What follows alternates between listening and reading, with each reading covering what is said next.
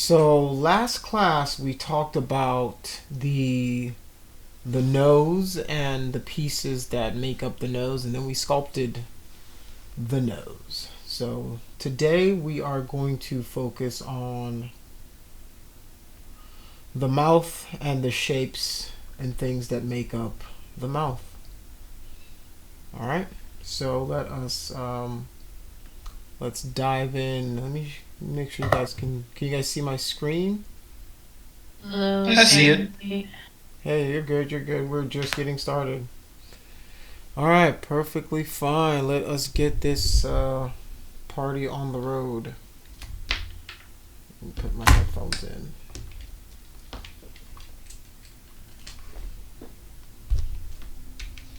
Okay.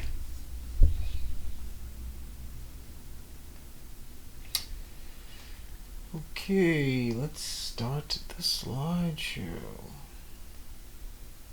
So the mouth. All right. So you guys have made it pretty much down the face. And for this class, I don't think I'm going to go through the rest of the body. I'm going to just focus on the head, and then we're going to do a series of busts so that you guys can focus on these skills that you've learned and how to approach these body parts. All right, so let us start with the mouth. Okay, so when we're talking about the mouth area, we're gonna start inside, and then we're gonna go back outside. All right. So when we're talking about the interior of the mouth, we're talking about the gums, the teeth, which include your canines, your lateral incisors, your central incisors, your oropharynx, your molars. That these are your back teeth, and then your premolars, and then your tongue, your tonsils, your uvula, your soft palate. Then you have a harder palate. A lot of these you won't really have to focus on. The only thing you'll have to probably focus on whenever you're modeling characters is probably the gums, teeth, tongue, and then like a little bit up here.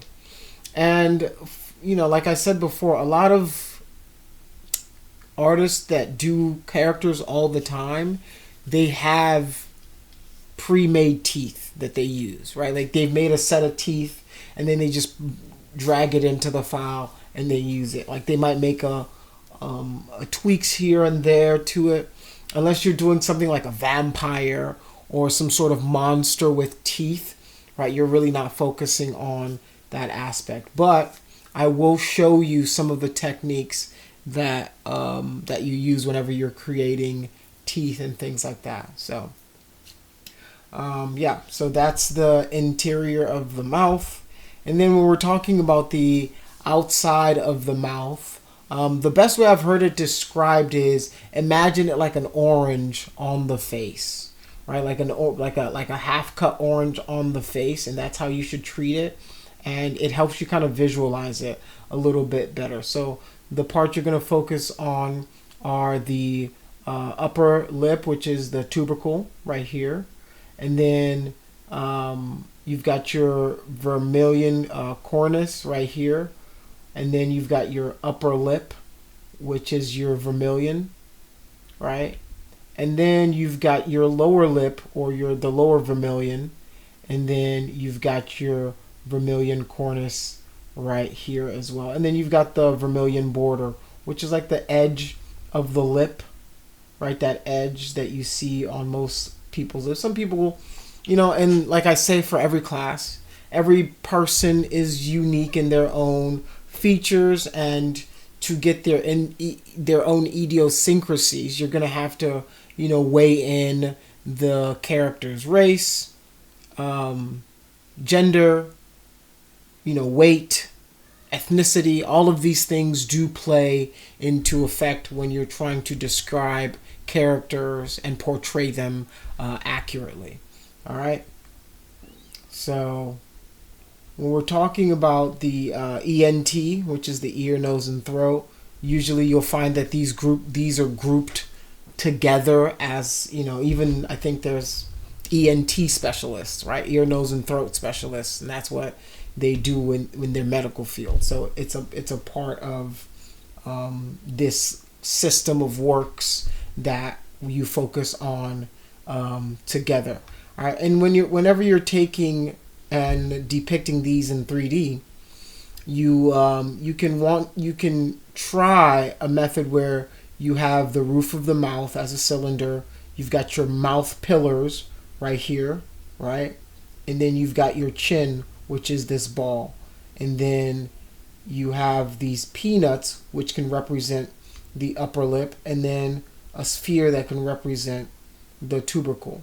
So, which is the inner center of the upper lip, and it's very easily distinguishable protrudence, also called the tubercle. So that's the tubercle right there, and then you can turn your lower lip into like a peanut, and that will kind of help you kind of visualize that a little bit better.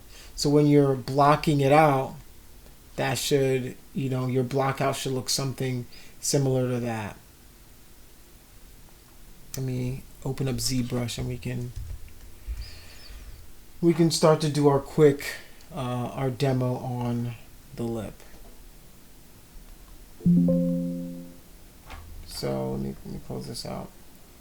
So when we're aging though, the philtro-labial distance, right? This distance increases. So like it's like your mouth begins to droop a little bit the older we get. The collagen that used to hold our skin together becomes a lot looser and not as prevalent. So that skin begins to sag and drag down. All right. The philtrum becomes ill-defined, which is this middle part, the philtrum, and then the cupid's bow, right, starts flattening out. So this is the cupid, the cornice, the corner of the lip begins to kind of flatten out because, well, there's no more collagen kind of holding that together, right? Youth is a beauty, but age is as well. So you just want to kind of, like I said, age also changes the way the mouth looks. So whenever you're depicting it, you want to keep all of these things in mind. All right. So that's going to be the mouth. So we've covered the entire face. And then the next part of class, we're going to really start to hammer in on different busts of skulls, or not skulls, but different characters and different things like that, so that you guys can start putting these things into practice and then seeing where you go from your first bust to the one you finish with at the end of the class. All right.